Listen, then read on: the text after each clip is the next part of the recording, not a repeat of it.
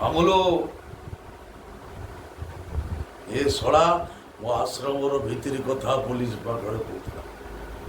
ମୁଁ କୁଆଡ଼େ ଛୋଟ ଛୁଆମାନଙ୍କୁ ମାରି ସେମାନଙ୍କୁ ହାର୍ଟ କିଡନୀ ବିକ୍ରି କରୁଛି, ସୁନ୍ଦରୀ ଝିଅମାନଙ୍କୁ ବାହାରକୁ ସପ୍ଲାଏ କରୁଛି, ଶିଶୁ ସୁରକ୍ଷା ଦବାରେ ଅନାଥ ପିଲାମାନଙ୍କୁ ଭିକ ମଗଉଛି।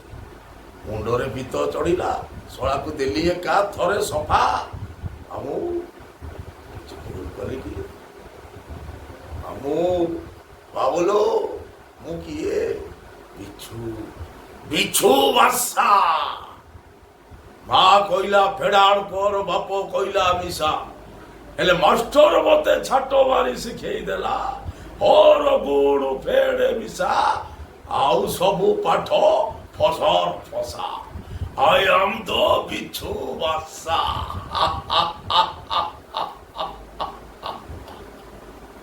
ବର୍ତ୍ତମାନର ଯୁବପିଢ଼ି, ଯୁବକ ହଉ ଯୁବତୀ ହଉ, ବର୍ତ୍ତମାନ ଯାତ୍ରାକୁ ଆସିଲେ କେମିତି ଭଲ କରିପାରିବେ?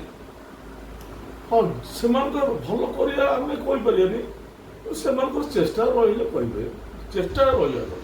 ଯାତ୍ରା ସେମାନେ ସ୍କୋପ୍ ଅଛି, ସେମାନେ ଆସିଲେ ଦିଆ ହେଉଛି ସ୍କୋପ। ନୂଆ କଳାକାର, ନୂତନ କଳାକାରକୁ ମାନେ ଯେଉଁମାନେ ଅଭିନେତା ଅଭିନେତ୍ରୀ ମାନେ ଆସୁଛନ୍ତି ସେମାନଙ୍କୁ ବହୁତ ଅନୁଷ୍ଠାନ ଅଛି, ସୁଯୋଗ ଦେଉଛନ୍ତି।